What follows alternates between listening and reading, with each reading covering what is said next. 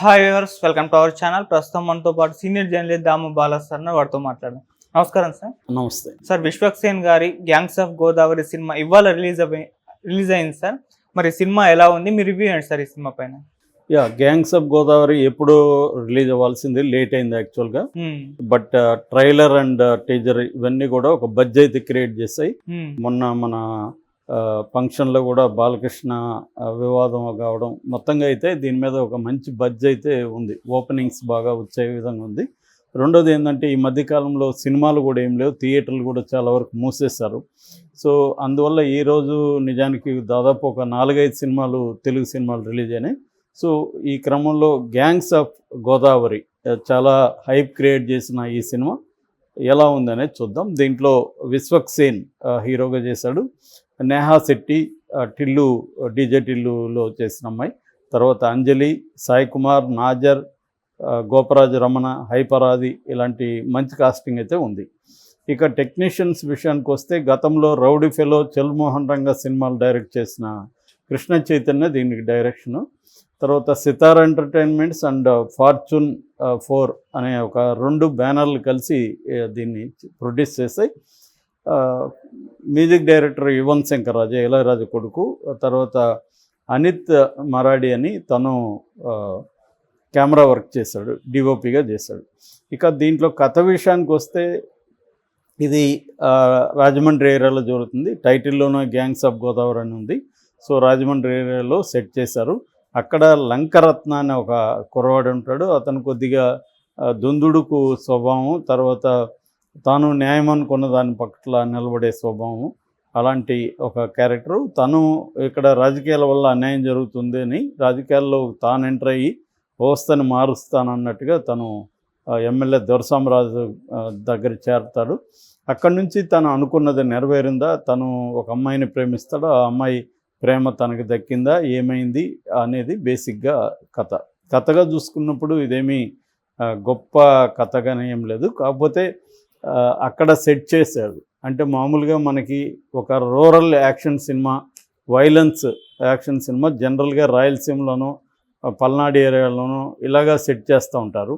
కానీ మామూలుగా గోదావరి ఏరియాలో అందమైన ప్రేమ కథలు, అందంగా ప్రకృతిని చూపించడం, ఆ వాటర్ కావచ్చు, కొబ్బరి చెట్లు కావచ్చు, లొకేషన్స్ అంతా కూడా అందంగా ఉండడం, ఇలాంటివి మనం చూస్తుంటాం. దిల్ రాజు సినిమాలు ఇవన్నీ కూడా అక్కడ ఎక్కువ తీస్తారు. అంతకుముందు కృష్ణవంశీ సినిమాలు కూడా ఇక్కడ ఎక్కువ ఉండేవి. సో అలాంటి దానికి భిన్నంగా కృష్ణ చైతన్య కావచ్చు, విశ్వక్సేన్ కావచ్చు, వీళ్ళిద్దరూ ఒక భిన్నమైన స్టోరీని అక్కడ ప్లేస్ చేశారు. ఈ స్టోరీ ఏమీ కొత్త కాదు, ఒక యాక్షన్, ఇది పొలిటికల్ బ్యాక్డ్రాప్ ఉండడం కూడా మనకేం కొత్త కాదు. బట్ స్క్రీన్ ప్లే అయితే డిఫరెంట్గా రాసుకుందామని డైరెక్టర్ ట్రై చేసినట్టుగా ఉంది. సో ఓపెనింగ్ ఒక మంచి హైప్తో, హై నోట్తో ఓపెన్ అవుతుంది. విశ్వక్సేన్ ఇంట్రడక్షను, తర్వాత అంజలి ఇంట్రడక్షన్, ఇవన్నీ స్టార్ట్ అవుతాయి. మెల్లగా అక్కడి నుంచి ఫస్ట్ హాఫ్ అంతా అలా అలా సాగిపోతూ ఉంటుంది. మనకి ఎక్కడ హై నోట్స్ కానీ ఏమీ లేదు. జస్ట్ ప్రీ ఇంటర్వెల్లో యాక్షన్ సీక్వెన్స్ స్టార్ట్ అవుతుంది. ఆ తర్వాత ఇంటర్వెల్లో కూడా ఒక యాక్షన్ ఉంటుంది. ఈ 2 మాత్రం చాలా బాగున్నాయి ఫస్ట్ హాఫ్లో. ఓవరాల్గా ఫస్ట్ హాఫ్ అనేది మనకి పెద్ద వెరీ హైగా ఉండదు, అట్లనే వెరీ లోగా కూడా ఉండదు. ఆ లొకేషన్స్ కావచ్చు, కెమెరా వర్క్ చాలా బాగుంది. ఇవన్నీ సాగిపోతూ ఉంటుంది. ఇంటర్వెల్ బ్యాంక్ కూడా బాగుంది. దాని తర్వాత సెకండ్ హాఫ్ ఏదో చాలా ఎక్స్పెక్టేషన్తో మనం సెకండ్ హాఫ్లోకి ఎంటర్ అవుతాం. సెకండ్ హాఫ్ బ్రహ్మాండంగా ఉండబోతుంది, ఫుల్ ఆఫ్ యాక్షన్ ఇవన్నీ ఉండబోతుంది, ఒక కాన్ఫ్లిక్ట్ ఉండబోతుంది, ఇవన్నీ అనుకుంటాం. కానీ మన అంచనాలని తలకిందులు చేసి అది ఇంకా ఘోరంగా ఉంది సెకండ్ హాఫ్ అయితే. ఫస్ట్ హాఫ్ ఉన్నంత ఎఫెక్టివ్గా సెకండ్ హాఫ్ లేదు. నిజానికి చాలా యాక్షన్ సినిమాల్లో ఫార్ములా ఏంటంటే, ఫస్ట్ హాఫ్ అలా అలా నడుస్తుంది, రొమాన్సు, కామెడీ, చిన్న కాన్ఫ్లిక్ట్, ఇవన్నీ నడిచి ప్రీ ఇంటర్వెల్ నుంచి కథ స్టార్ట్ అవుతుంది. ఒరిజినల్ కథ స్టార్ట్ అయ్యి ఇంటర్వెల్లో బ్యాంగ్ ఇచ్చి సెకండ్ హాఫ్ ఫుల్ కథ ఉంటుంది అనమాట. సెకండ్ హాఫ్ ఫుల్ కాన్ఫ్లిక్ట్ ఉంటుంది. విలన్కి హీరోకి మధ్య బ్రహ్మాండమైన ఘర్షణ ఉంటుంది. ఇవన్నీ ఎమోషనల్ హై ఉంటుంది. ఇవన్నీ సెకండ్ హాఫ్లో జనరల్గా ఉండే ఫార్ములా. మనం కొన్ని వందల సినిమాలని ఇదే ఫార్ములాతో చూడొచ్చు, తమిళైనా తెలుగైనా ఏ భాష అయినా. ఇండియాలో ఇదే ఉంటుంది బేసిక్గా. హాలీవుడ్ యాక్షన్ సినిమాకి వచ్చేసరికి విలన్ ఆపడమే హీరో పని హాలీవుడ్లో. హీరోకి వేరే పని ఉండదు. ఇప్పుడు జేమ్స్ బాండ్ ఉన్నాడు, జేమ్స్ బాండ్లంతా కూడా విలన్ ఆపాలి వీడు, అదే వీడి కర్తవ్యం, ఇంకేం ఉండదు.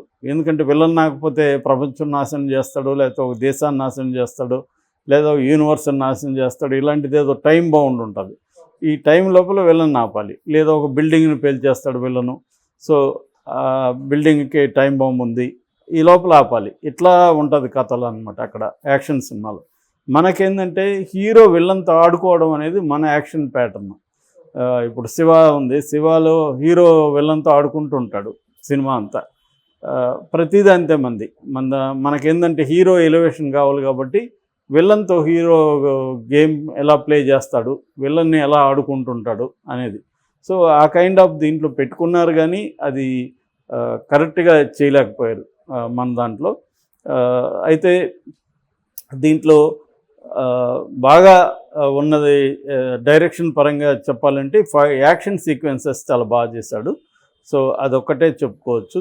ఫస్ట్ హాఫ్ ఓకే, రొటీన్ కథ తీసుకొని డిఫరెంట్ స్క్రీన్ ప్లే ఏమో అన్న భ్రమ అయితే కలిగించాడు, కానీ ఓవరాల్గా సినిమా చూసినాక ఇదేమీ డిఫరెంట్ స్క్రీన్ ప్లే కాదు, రొటీన్గానే ఉంది అని అనుకోవచ్చు. ఎందుకంటే తను ఫస్ట్ 2 సినిమాలు రౌడీ ఫెలో, చల్మోహన్ రంగా కంటే డిఫరెంట్గా అయితే దీన్ని తీసుకున్నాడు. ట్రీట్మెంట్ ఇదంతా కూడా రగ్గడు, రస్టిక్ లుక్ ఇవన్నీ తీసుకున్నారు. అంటే గోదావరి జిల్లాల్ని ఒక డిఫరెంట్గా చూపించడానికి ట్రై చేశాడు. సక్సెస్ అయినాడని చెప్పలేము. సో అది డైరెక్షన్కి సంబంధించి. ఇక రైటింగ్ విషయానికి వస్తే ఎక్కువ డైలాగ్స్ కొన్ని చోట్ల చాలా బాగున్నాయి, బట్ అవి మన తెలుగు సినిమా స్టాండర్డ్స్ తీసుకున్నప్పుడు బూతుల్లాగా వినిపిస్తుంది.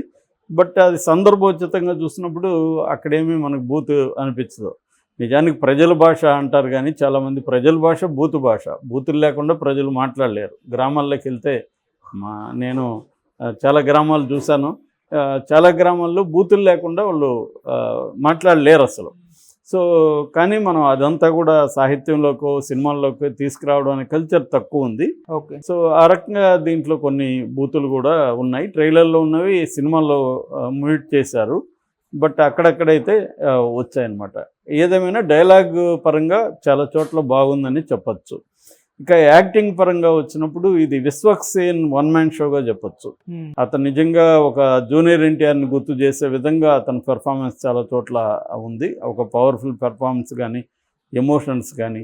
అంటే మనకి చాలామంది హీరోలు క్లోజప్లు పెట్టడానికి ఇబ్బంది పడే రకంగా ఉంటారు. ఎందుకంటే వాళ్ళ బాడీ లాంగ్వేజ్ అవన్నీ ఉంటుంది, కానీ సటిల్ ఎమోషన్స్ ఫేస్ పలకదు.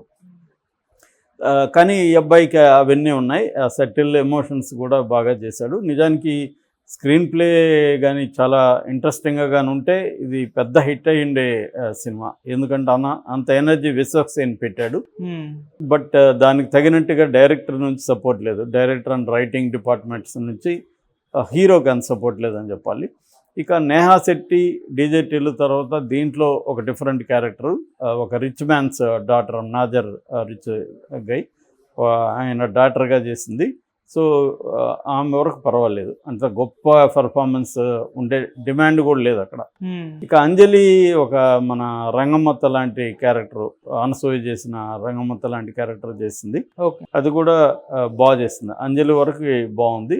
వాళ్ళిద్దరి మధ్య కాన్వర్జేషన్స్, డైలాగ్స్ కూడా బాగా వచ్చాయి. ఇక మిగతా హైపరాది, నాజరు ఇవన్నీ రొటీన్ వాళ్ళకి క్యారెక్టర్లే, అదేమి గొప్ప చెప్పుకునేదేమీ లేదు.